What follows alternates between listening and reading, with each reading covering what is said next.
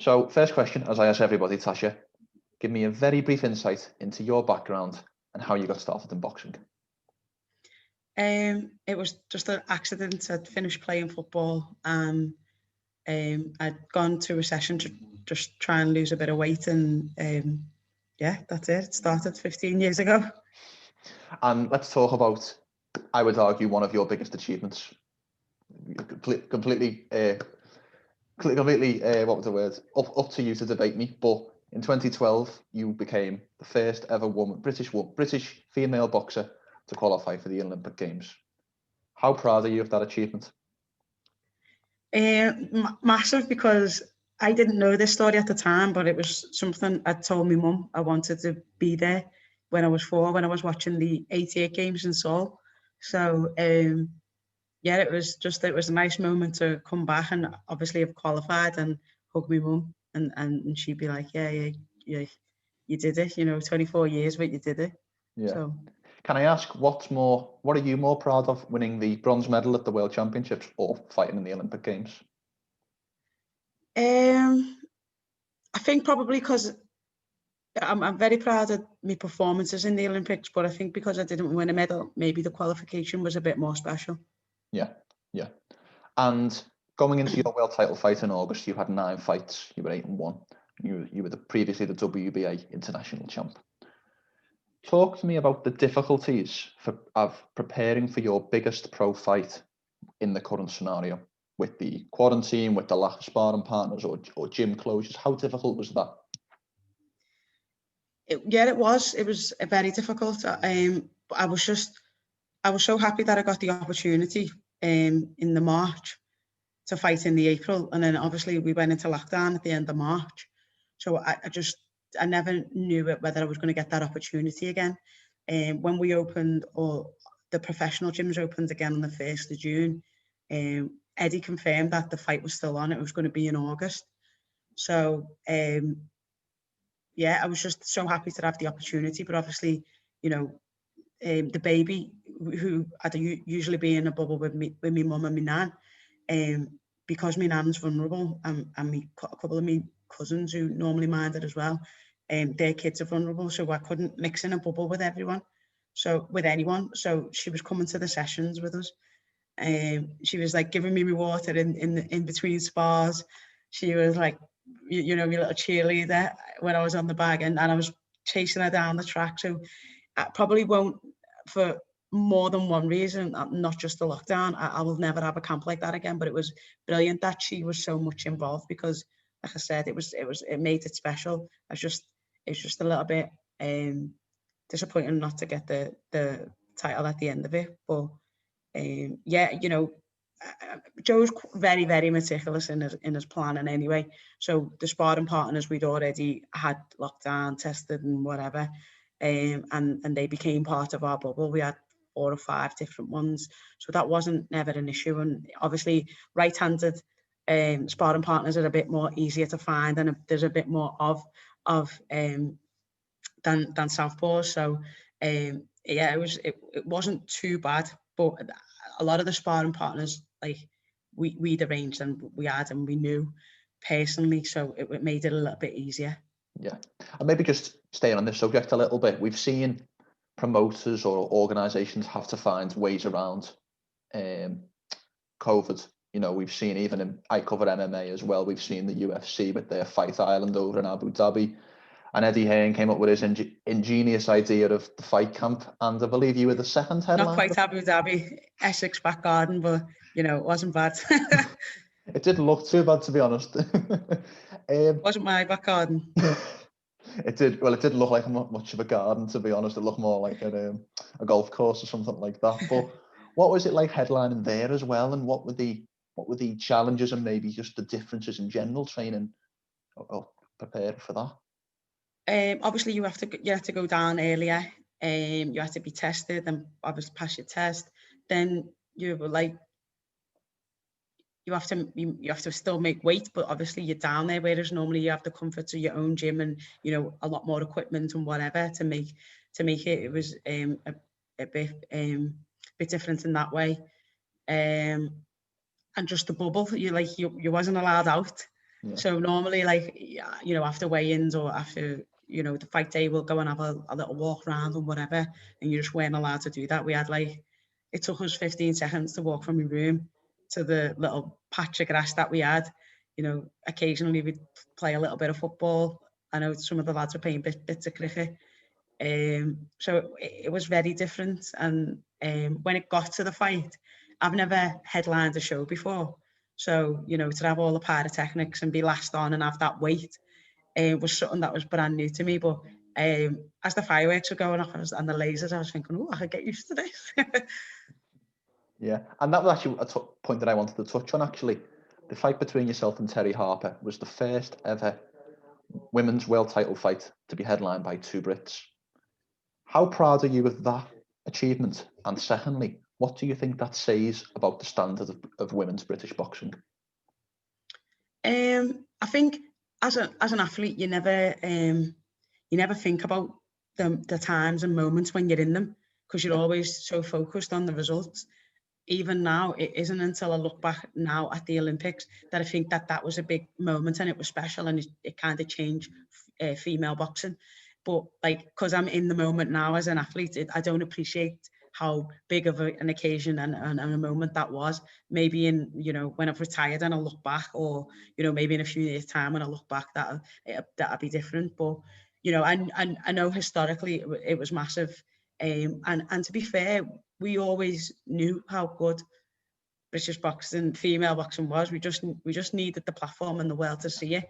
And I think, you know, it's a testament to Matchroom that, you know, they have a predominantly female card. Months after that, you know, me and Terri are up for Fight of the Year for the British Boxing Board of Control. And, you know, the only way is up and forward, and you got to keep the ball rolling and move positively in the right direction.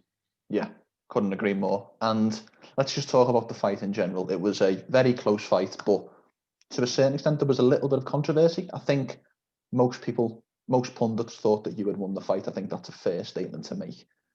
Looking back now, 5 months removed, what are your opinions on the fight? And do you think that you deserved the victory? I think that on the night, I thought I'd won by a round. When I watched it back, I think I win by 2. I think, you know, I know Joe and Steffi and Terri have made a few comments about, you know, robbery. I don't think people mean robbery as if, you know, I'd won it 6-2, or, you know what I mean, or, you know what I mean. I don't think they meant like that. I think the majority of people thought I won the fight. So in that sense, people are thinking, well, if most people thought she won, then more than thought she didn't, then that kind of says a lot. But, you know, I don't even dwell on it, because what's the point? It's not going to change. So, you know, I know that I have to be better next time. I know that I have to, and to be honest, I think, you know, having the cut changed the dynamics of the fight anyway. So I thought I won the first 2 rounds. I thought I won them not comfortably. So after the cut at the end of the second, I had to change my game plan, because I could no longer kind of keep it long and let it keep targeting the cut. But I've learned from that. You know, I've learned what you need to do to beat a champion and how you need to take the belt, and hopefully I'll get my opportunity again to do that. Yeah, that was a good point. I wanted to actually mention that the second round, I thought you won, but it's very difficult for a judge to give a fighter a round with such a big cut, as you say, isn't it? Yeah, no, I think people were swayed by the cut, but the cut happened in the last like 15 seconds of the round. So, you know, are you going to give a round away for 15 seconds? I don't know. So for me personally, I think I win it, but yeah. And one person you mentioned then, Joe Gallagher, is something I want to touch on. One of the, I would argue, the best British boxing coaches in England. He has a big stable of fighters, such as the 2 of the Smith brothers, Liam and Callum, and former world champion Anthony Crolla. How much of a benefit is training out of his gym, specifically with some of the guys I've just mentioned, and him more specifically? How much has he improved your game? Joe's brilliant. Like, I could have made of a lot of mistakes when I first turned over as a professional. Sorry, that's the dog snoring. Not a problem. I could have made a lot of mistakes because, you know, professional boxing is a business, and you know, you are your own boss, and you know, deals look good on the surface, but really and truly, when you look at the small print, they're not as good as they seem. And I almost fell into them traps, but luckily enough, I had Joe, who, you know, knows a lot about the game and is very experienced, you know, in it. So, and the same with the lads. There isn't, you know, a time that or a situation that I've been in that they haven't. So, you know, when I got beat by Obanoff, you know, Stephen Smith was speaking to Stephen Smith, was speaking to Carl, and you know, just to have that like depth of knowledge to be able to delve into, and you know, to speak about, and not on like a friendship term, not in a boxing, like, you know, in a social terms, it was brilliant. You know, and just when everyone, the best time in our gym is when everyone's got a date, because everyone's, you know, hungry, everyone's pulling everyone through, everyone's pushing everyone through, and it is unbelievable. It's a good stable to be in, and like I said, you know, all the boys are very experienced fellas, very talented, and you know, sometimes I have to step up my game to just match them. Yeah. Watching the fight back yesterday, and watching specifically the corner work that we're talking about, Joe seemed to be quite a calming influence to you. I thought at times there was times where you seemed to ask him if you'd won the round or stuff like that, and he seemed to really calm you down. Do you think that's a fair statement? Yeah, no, like I know whatever Joe tells me. Like I remember him saying at the end of round 7, he said, "Right, she's ahead now." And then obviously I nearly got the stoppage in round 8. I think I won round 9. So that, and I think I won round 10. So to me, I was up. Yeah. So yeah, that was just like, I know that he was not going. You see, like, I don't want to mention names or mention coaches, but you know, sometimes you're in the corner. Now that there's no sound, like, or the crowd's not there, you can hear what the coaches are saying, and you're thinking, like, are these being for real? Like, you know, like. But Joe's not like that. Whatever Joe tells me, I trust that that's 100% what he believes is the truth.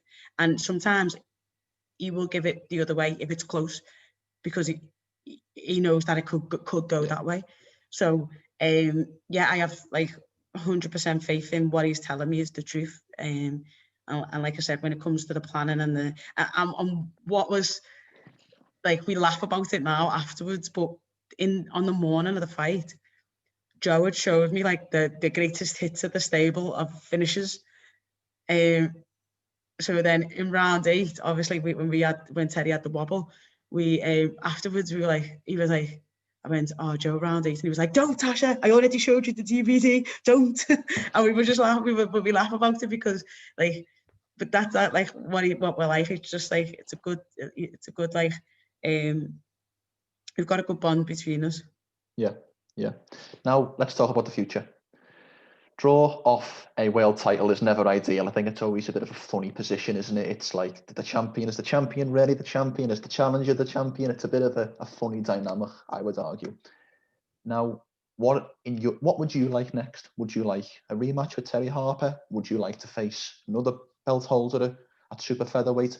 Would you even like to go up and face your old foe from the Olympics, Katie Taylor? What would you like? To be honest, I just want to box. I just want to be active and just want to get out. I think, you know, it's going to be a tough time because everybody wants the same. But yeah, I don't really care who it is, when it is, why it is. I just want to fight. You know, ideal for me would be a world title. I think my mindset's different when it's when I know I have to be on point. But I wouldn't turn my nose up at anything. Do you know what I mean? I just want to be active. I want to have a good 2021, and you know, possibly bow out with a belt. So you know, it is what it is. I just want to be active and get as many fights in as I can, and become a world champion. I'm not. If that's, you know, Choi, if that's Hamadouche, if that's Michaela Maya, if that's Katie Taylor, if that's Jessica McCaskill, Brockhouse, whoever it is, like, I'm prepared to step up step down, do whatever it is. I just, you know, I'm not one of them people who's fortunate enough to have time on this side. And I genuinely believe that I'm as good as any of them. Yeah, yeah. And that was one thing I wanted to mention. I'm sure you might get this a lot, but you mentioned time not being on your side. With a decorated career, both amateur and pro, and I believe your daughter's now 5 years old. Yeah, correct? yeah, 5 last week. 5 years old. Mila, I believe. Yeah. Well correct, done. Yeah. 5-year-old daughter, and as I say, a decorated career. How long do you want to box for, and is the goal at this point a world title? It's always been a world title ever since. That was the whole point. You know, there's no point in putting your body through the stuff that we have to be like second best, or to not even into the top 10 or to whatever. You know, the goal was always to be the best and to have the belt. And that's still the goal. Once I've achieved that goal, then I can sit back and think, right, do I still want to do that? What do I want to do next? And I'll make that decision when it comes, because sometimes I think the hardest thing is to say, you know, it's time. Yeah. But yeah, the goals never changed. It's always been the same. And yeah, I just want to belt now. Yeah, it would be amazing. I'm just thinking off the top of my head, but it would be amazing if you could have a send off a bit like Anthony Crawley. You could win the world title, and then your final fight could be in Liverpool. How does that sound? Oh yeah, amazing. I like, yeah, and with crowds. Because yeah, I think, you know, some fights deserve the crowds, and a world title was, you know, I had a brilliant time the first time out in the back garden, but it you know, it deserved the crowd. Yeah, it did actually. I think a lot of fights deserved the crowd this year that didn't quite get them, to be honest. Even the finale of the fight camp with Dillian White and Alexander Povetkin. Can you imagine if that was in the O2 and that happens? It would have been hysteria. Yeah, no, definitely. There was, like you said, there was a few fights that deserved it, and I think hopefully there'll be some rematches that will be with it. So yeah, brilliant. And my final question, I know you're busy and I know it's late. I don't know. Got all day to speak about myself. Haven't we all? If you could plan an ideal 2021, because I think it's fair to say most people's 2020s haven't been ideal, what would an ideal 2021 look like for you in terms of time frame, getting back in the ring, and how many fights you'd like to have in the next year? Ideal, sort out a contract, ideally with Matchroom, because, you know, they've got all of champions. It makes sense. Harper, or Choi, Harper, Hamadouche, Maya, maybe Katie, done. All in 2021. That would be amazing. It would be quite a tough schedule to keep up, but it would be. Oh yeah. I think that would win the award for the best year of all time. To be honest. If I don't win Boxer of the Year after winning all them, it's not down for me. 100%. Well, brilliant. Thanks for your time tonight, Tasha. It was very much appreciated. How can people find you on social media? Yeah, you can get me. I think I'm Tasha TF on Instagram. I'm Tasha Jonas on Twitter, and I think I'm Tasha Jonas on Facebook as well. So brilliant. Well, it was an honour to have you on. Before we finish, is there anything you'd like to say? No, it was just like, I'm saying no, and then I'm going to go into a big speech now. Just thank you to yourself and all the other media outlets for keeping the push and the focus on all eyes on women's boxing. You know, we do need it positively, like as you've been doing. Yeah, long way to continue. 100%. I couldn't agree more. Thank you for your time tonight, Tasha.